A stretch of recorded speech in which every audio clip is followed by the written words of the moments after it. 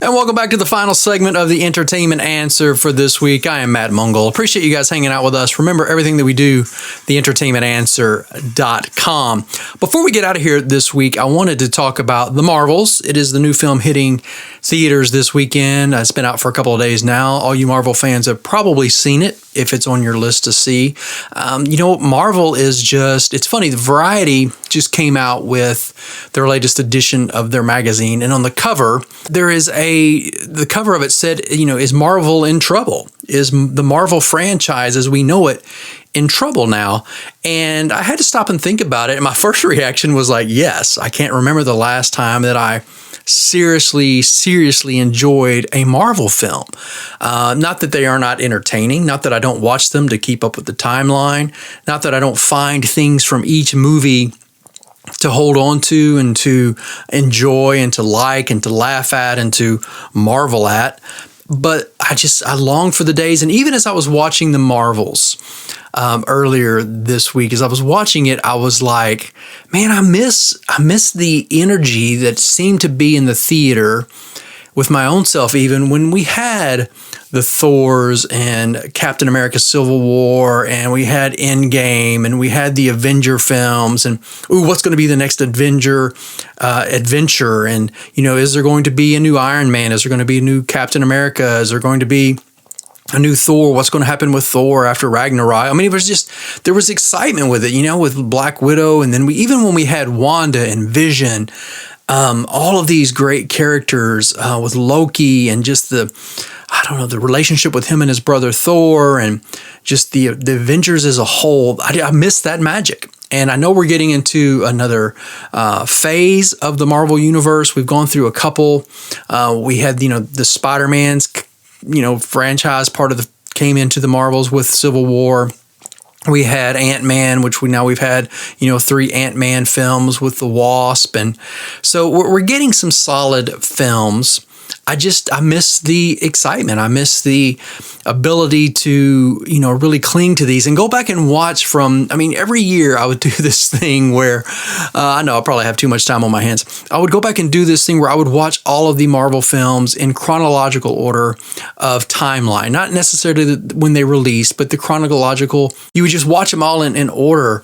And it was just, it was really cool. And now we've gotten so many films, I don't know if it'd be possible.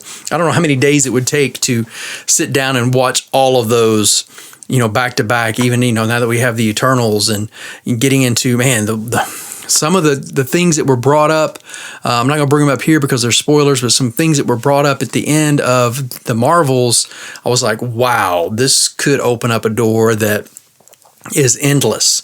I've spoken many times in the past about my frustration with the multiverse. I feel like the multiverse is such a cheap cop-out for writing. It's almost like, well, what do we do now? Well, let's just create this multiverse. That way we can write any story about anything, and it's plausible.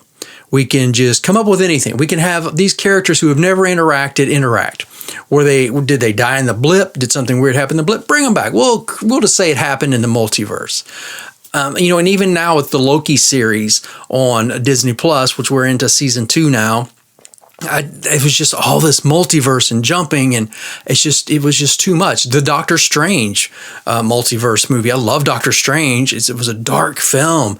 It was really cool for a Marvel film to be sort of that dark with Wanda and Doctor Strange. But again, it was all the multiverse. So I'm kind of over that. I just maybe I just long for simpler times. Simpler days of just, New York's about to be attacked by some aliens.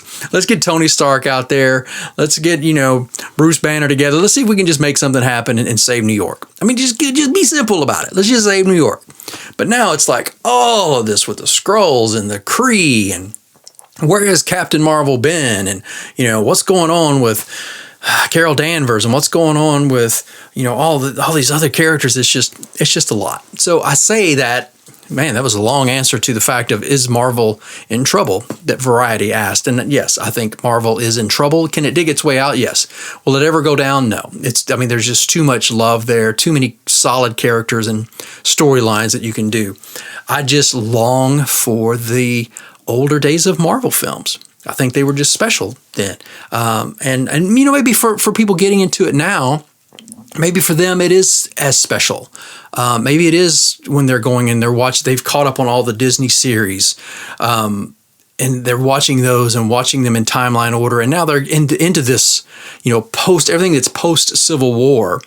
Maybe for a younger generation of Marvel fans, that's really cool to them to have the Monica Rambos and the Carol Danvers and the Kamala Khans and and Nick Fury. Nick Fury's like the cockroach of the Marvels. He's never going to die. He's going to be in everything, every series, every movie. I mean, and I'm sure it was like that in the comic books. I didn't read the comic books, but I'm sure it was like that throughout the comic book verse as well, where he's just always there. So Samuel L. Jackson has a long time paying gig as Nick Fury. So I say all that to enter into the Marvels, the new film that just came out this weekend. And it is about three of the Marvels. It revolves around Monica Rambeau, who we met in the first Captain Marvel film. She was young then.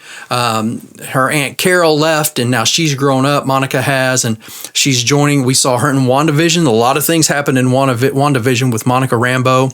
So we know that. We were introduced.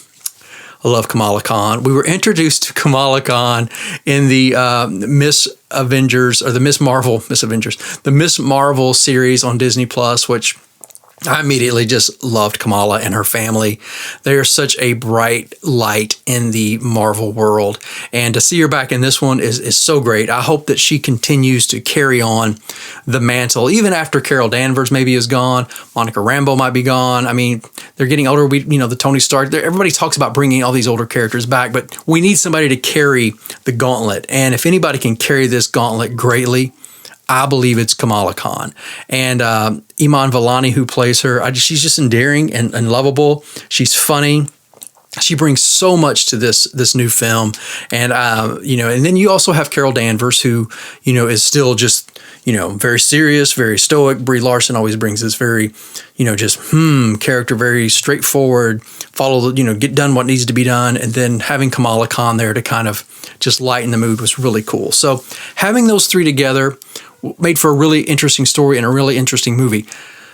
I was worried that all this jump verse that's happening, and you get this in the trailer, this isn't a spoiler, but they're continuing jumping between each other. Something happens that causes their powers to, whenever something happens, they switch places. So Carol Danvers will end up in Jersey, and Kamala Khan will end up out there with the Kree, and Monica Rambeau, who is in space, is now jumping around, and you don't know why, and so they have to figure that out, and then they have to go again. There's a lot of that I don't even want to get into, but it makes for a great juncture of the film to take place. So there's a lot of action in this one, a lot of humor in this one. If you follow the Marvel Universe, you've already probably seen it. You're in line to see it. Should you see it in the theater? That's a good question. Most of these I always try to see in IMAX. I don't know if this is even an IMAX-worthy film. I saw it in a huge Dolby Digital theater, and it was very, very well done. But I was thinking the whole time, I could watch it at home on Disney Plus and probably get the same effect. So if you want to see it in the theater, I always encourage people, let's go to the theater. Let's keep the theater alive. So I'm never going to deter you, especially big films like this, to say don't see it in the theater. But if you're like, man, I just don't have the coin to drop to take, me, myself, my wife, my 4 kids, I get that, man. I get it. So is this going to hit the same on Disney Plus? Probably. And it's going to be on Disney Plus before we know it.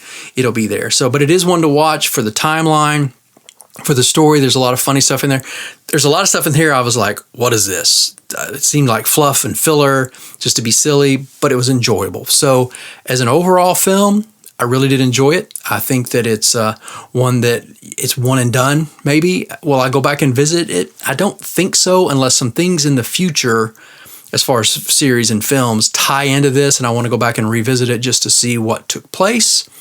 Maybe that will be the case, but other than that, like I said, unlike the other Marvel films where I would go back and watch them over and over and over again in timeline order, and catch so much stuff. That was the thing about the Marvel films too, is you would forget how they tied in. It was brilliant.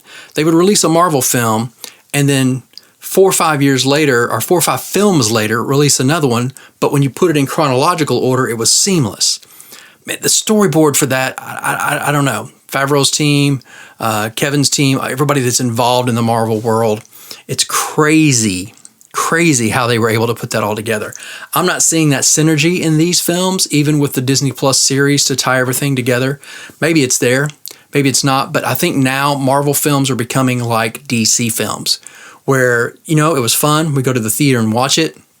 We don't really care or expect it to tie in to all the other films in the Marvel universe, sort of like DC. Marvel's still, to me, a better franchise than DC, even though, man, with the new Batman that came out with Robert Pattinson, what Zack Snyder did with Justice League, what I'm expecting to happen with the new Aquaman film coming out, DC is stepping up their game.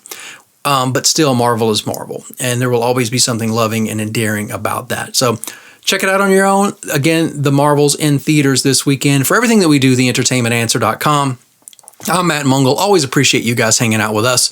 And we'll be back next week to talk about more in movies, big screen, little screen, and everything else. Thanks for being with us.